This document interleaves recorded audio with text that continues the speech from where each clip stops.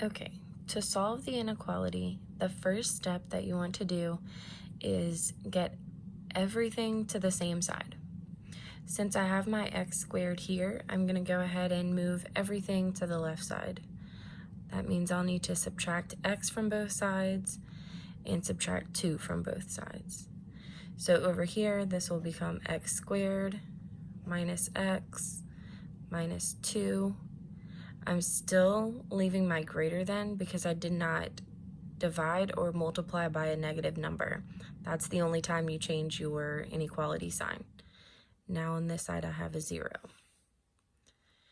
Okay, the corresponding equation for that would be x squared minus x minus 2 equals 0, and for now we will solve it like that. Go ahead and factor this side. So I need two numbers that will multiply to negative 2, but add to negative 1. Okay, 2 and 1 are going to be my numbers for this. So I will start factoring. I know that it needs to be 2 and 1.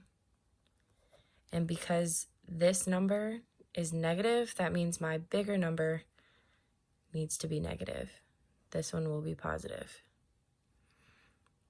Set each of these equations equal to 0. So x minus 2 equals 0, and x plus 1 equals 0. Okay, a lot of this stuff for now is the same as solving for if this were an equal sign to begin with. Okay, add 2 to both sides here. X equals 2. And subtract 1 from both sides here. X equals negative 1. Now, these two numbers will give you your intervals. Okay, so we're going to look at this on a number line. Okay, just sketch a number line, doesn't have to be perfect. This is my negative number, so I know it'll be on this side. Then I would have 0, trying to get to 2, 1, 2. Okay, and then you have numbers that are bigger than and less than your intervals. Okay, so what I need to do now, negative 1 and positive 2. Okay, I need to check a number in each of these intervals. So I need to check a number here to the left of negative 1. I need to check a number here in between negative 1 and 2. And then I just need to check a number to the right of 2. Okay, to see if it does or does not check with my inequality. Okay, so over here I'll plug in negative 2. That means I'm plugging it into my original equation, okay, or the one after you solved for 0 on one side. Okay, so instead of this x here and here, I'm going to plug in negative 2. So negative 2 squared, make sure that negative 2 is inside parentheses, minus a negative 2 minus 2. Okay, I need to see if that's greater than or equal to 0.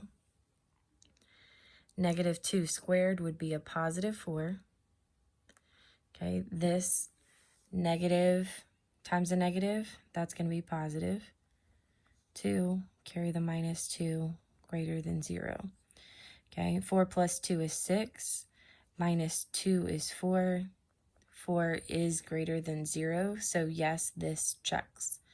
Okay, if it works, go ahead and shade that on your number line to show that this does work. Okay, since this was a greater than and not a greater than or equal to, this circle is going to be open. Okay, same for this. The only time those will be closed is if it's a greater than or equal to or a less than or equal to. Otherwise, the circle is open.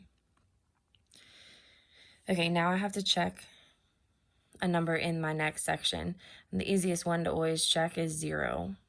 So I can plug that in without even having to write it. This would be 0. 0 squared minus 0. Okay, that's still 0. Negative 2 is the only thing I have left. Is negative 2 greater than 0? no. Okay, so anything in this interval will not work, so I do not shade it. Now the only thing I have to do is check a number out here.